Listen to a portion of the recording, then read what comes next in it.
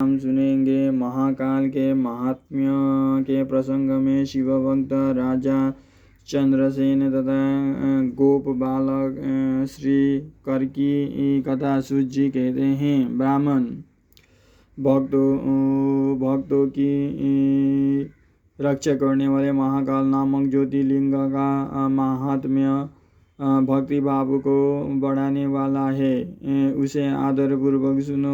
उज्जैनी में चंद्रसेन नामक एक महान राजा थे जो संपूर्ण शास्त्रों के तत्वज्ञ, शिव भक्त और जितेंद्रिय थे। शिव के पार्षदों में प्रधान तथा सर्वलोक पंडित मणिभद्र जी राजा चंद्रसेन के सखा हो गए थे। एक समय उन्होंने राजा पर प्रसन्न होकर उन्हें चिंतामणि नामक महामणि प्रदान की, जो कौस्तुभमणि तथा सूर्य के समान देदीप्यमान थी। ओ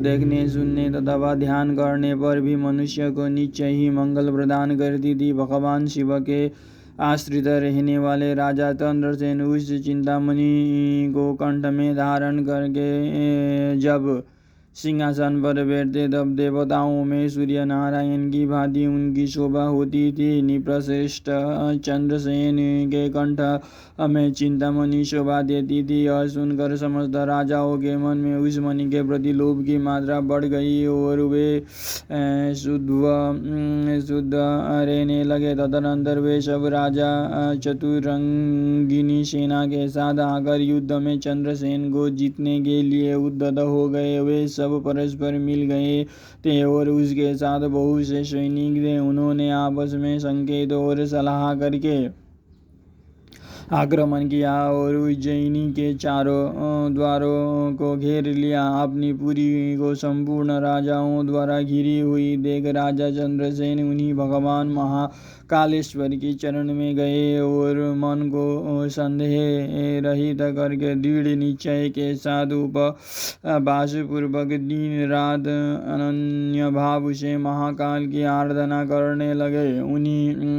दिनों उस श्रेष्ठ नगर में कोई ग्वालिन रहती थी जिसके एकमात्र पुत्र था। वो विधवा थी और उज्जैनी में बहुत दिनों से रहती थी। वो अपने 5 वर्ष के बालकों को लिए हुए महाकाल के मंदिर में गई और उसने राजा चंद्रसेन द्वारा की हुई महाकाल की पूजा का आदर पूर्वक दर्शन किया। राजा के शिव पूजन का यह आश्चर्यमय उत्सव देखकर उसने भगवान को प्रणाम किया और फिर वो अपने निवास स्थान पर लौट आई। ग्वालिन के उस बालक ने भी वो सारी पूजा देखी थी, अतः घर आने पर उसने कौतूहल बस शिवजी की पूजा करने का विचार किया। एक सुंदर पत्थर लाकर उसे अपने शिशिर से थोड़ी ही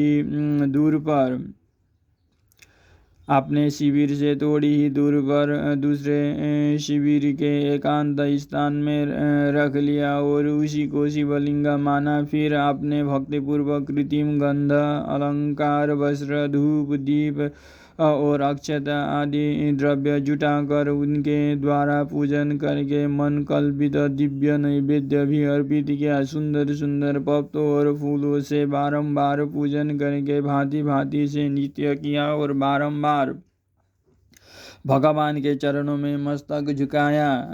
इसी समय ग्वालिन ने भगवान शिव में आसक्ति चिता हुए अपने पुत्र को बड़े प्यार से भोजन के लिए बुलाया, परंतु उसका मन तो भगवान शिव की पूजा में लगा हुआ था। अतः जब बारंबार बुलाने पर भी उस बालकों को भोजन करने की इच्छा नहीं हुई, तब उसकी माँ स्वयं उसके पास गई और उसे शिव के आगे आंख बंद करके ध्यान लगाए बेटा देख उसका हाथ पकड़कर खींचने लगी। इतने पर भी जब वो ना उठा तब उसके क्रोध में आकर उसे कूद पीटा। खींचते और मारते पीटने पर भी जब उसका पुत्र नहीं आया तब उसने वो शिवलिंग उठाकर दूर फेंक दिया और उस पर चढ़ाई हुई सारी पूजा सामग्री नष्ट कर दी।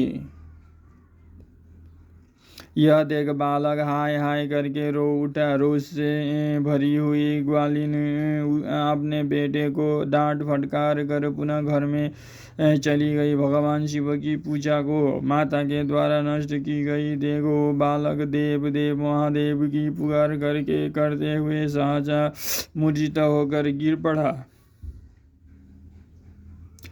उसके नेत्रों से आंसुओं की धारा प्रवाहित होने लगी। 2 घड़ी बाद जब उसे चेत हुआ तब उसने आंखें खोली। आंखें खोलने पर उस शिशु ने देखा उसका वो शिविर भगवान शिव के अनुग्रह से तत्काल महाकाल का सुंदर मंदिर बन गया।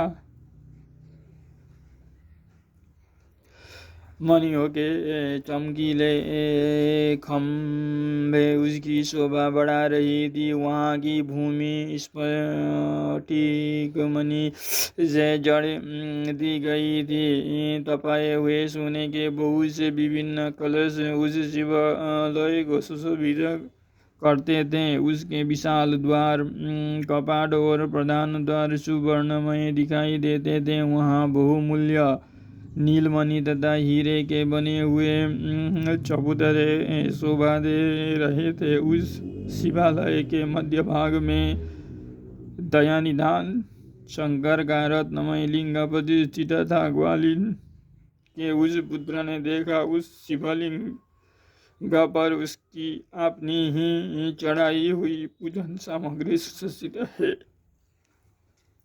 यह सब देख वो बालक सहसा उठकर खड़ा हो गया। उसे मन ही मन बड़ा आश्चर्य हुआ और वो परमानंद के समुद्र में निमग्न सा हो गया। तदनंतर भगवान शिव की स्तुति करके उसने बारंबार उनके चरणों में मस्तक झुकाया और सुशांत होने के पश्चात गोप बालक शिवालय से बाहर निकला। बाहर आकर उसने अपने शिविर को देखा। वो इंद्र भवन के समान शोभा पा रहा था। वहाँ सब कुछ तत्काल सुवर्णमय हो कर विचित्र एवं परम उज्ज्वल वैभव के प्रकाशित होने लगा। फिर वो उस भवन के भीतर गया जो सब प्रकार की शोभाओं से संपन्न था। उस भवन में सर्वत्र मणि रत्न और सुवर्ण ही जड़े गए थे। प्रदोष काल में सानंद भीतर प्रवेश करके बालक ने देखा उसकी माँ दिव्य लक्षणों से लक्षित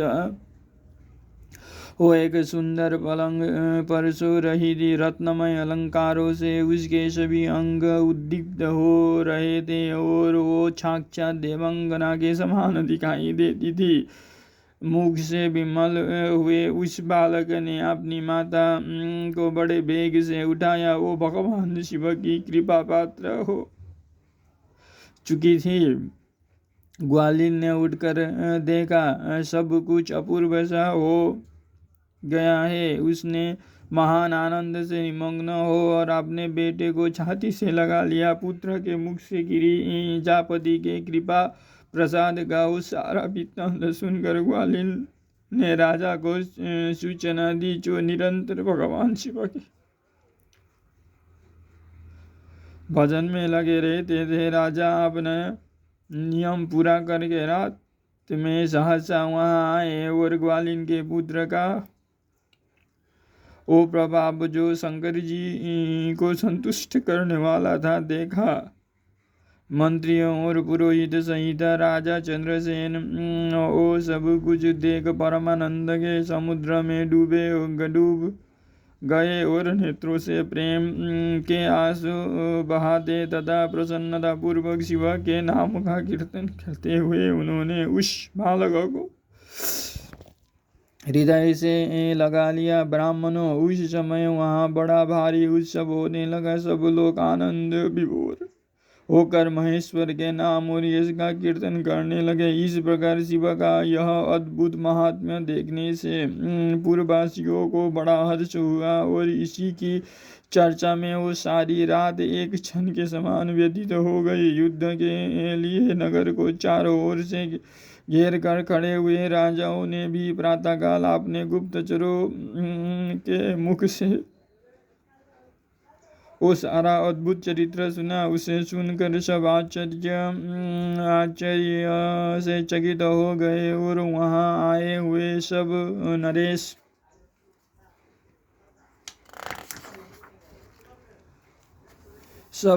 एकत्र हो आपस में इस प्रकार बोले, ये राजा चंद्रसेन बड़े भारी शिव भक्त है, अतएव इन पर विजय पाना कठिन है।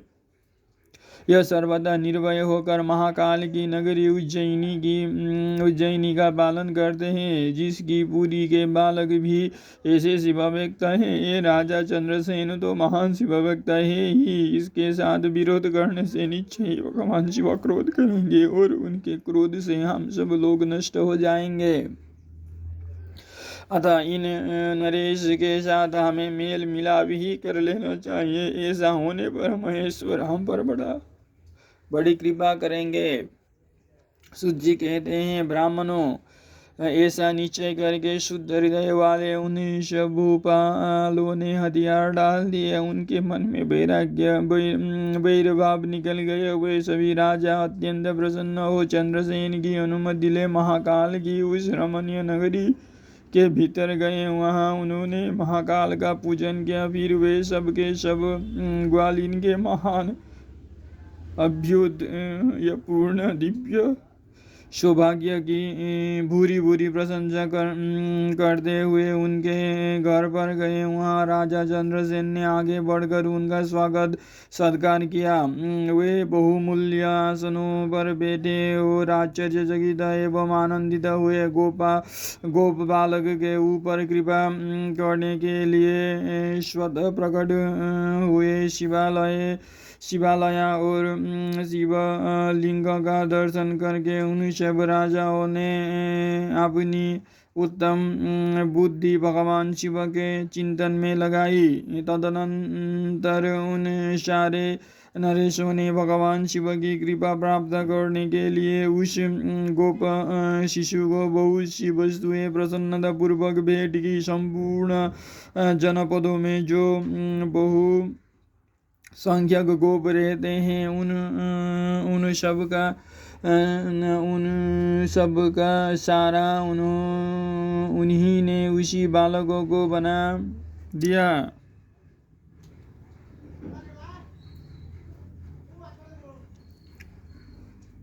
इसी समय समस्त देवताओं से पूजित परम तेजस्वी वानर राज हनुमान जी वहां प्रकट हुए। उनके आते ही सब राजा बड़े वेग से उठकर खड़े हो गए। उन सब ने भक्ति भाव से विनम्र होकर उन्हें मस्तक झुकाया। राजाओं से पूजित हो वानर राज हनुमान जी उन सब के बीच में बैठे और उस गोप बालकों को हृदय से लगाकर उन नरेश की और देखते हुए बोले, राजाओ, तुम सब लोग तथा दूसरे देहधारी भी मेरी बात सुनो। इससे तुम लोगों का भला होगा। भगवान शिव के सिवा देहधारियों के लिए दूसरी कोई गति नहीं है। यह बड़े सौभाग्य की बात है कि इस गोप बालक शिव की पूजा का दर्शन करके उनसे प्रेरणा लिए और बिना मंत्र के भी शिव का पूजन करके उन्हें पा लिया। गोप वंश की कीर्ति बढ़ाने वाला यह बालक भगवान शंकर का श्रेष्ठ भक्त है। इस लोक में संपूर्ण भोगों का उपभोग करके अंत में यह मोक्ष प्राप्त कर लेगा। इसकी वंश परंपरा के अंतर्गत आठवीं पीढ़ी में महायशस्वी नंद उत्पन्न होंगे, जिनके यहाँ साक्षात भगवान नारायण उनके पुत्र रूप से प्रकट हो श्री कृष्ण नाम से प्रसिद्ध होंगे। आज से यह गोप कुमार इस जगत में श्री कर के नाम से विशेष ख्याति प्राप्त करेगा। सूची कहते हैं, ब्राह्मणों, ऐसा कहकर अंजनी नंदन शिव स्वरूप बानर हनुमान जी ने समस्त राजाओं तथा महाराज चंद्रसेन को भी कृपा दृष्टि से देखा। तदनंतर उन्होंने उस बुद्धिमान गोप बालक श्री कर को बड़ी प्रसन्नता के साथ शिवोपासना के उस आचार व्यवहार का उपदेश दिया जो भगवान शिव को बहुत प्रिय है। इसके बाद परम प्रसन्न हुए हनुमान जी चंद्रसेन और श्री कर से विदा ले उन सब राजाओं के देखते देखते ही वहीं अंतर ध्यान हो गए। वे सब राजा हर्ष में भरकर सम्मानित हो महाराज चंद्रसेन की आज्ञा ले जैसे आए थे वैसे ही लौट गए। महातेजस्वी श्री कर भी हनुमान जी का उपदेश पाकर धर्मज्ञ ब्राह्मणों के साथ शंकर जी की उपासना करने लगा। महाराज चंद्रसेन और गोप बालक श्रीकर दोनों ही बड़ी प्रसन्नता के साथ महाकाल की सेवा करते थे। उन्हीं की आराधना करके उन दोनों ने परम पद प्राप्त कर लिया। इस प्रकार महाकाल नामक शिवलिंग सत्पुरुषों का आश्रय है। भक्त वत्सल शंकर दुष्ट पुरुषों का सर्वदा हनन करने वाले हैं। यह परम पवित्र रहस्यमय आख्यान कहा गया है जो सब प्रकार का सुख देने वाला है। यह शिवलिंग को बढ़ाने तथा स्वर्ग की प्राप्ति करने वाला है।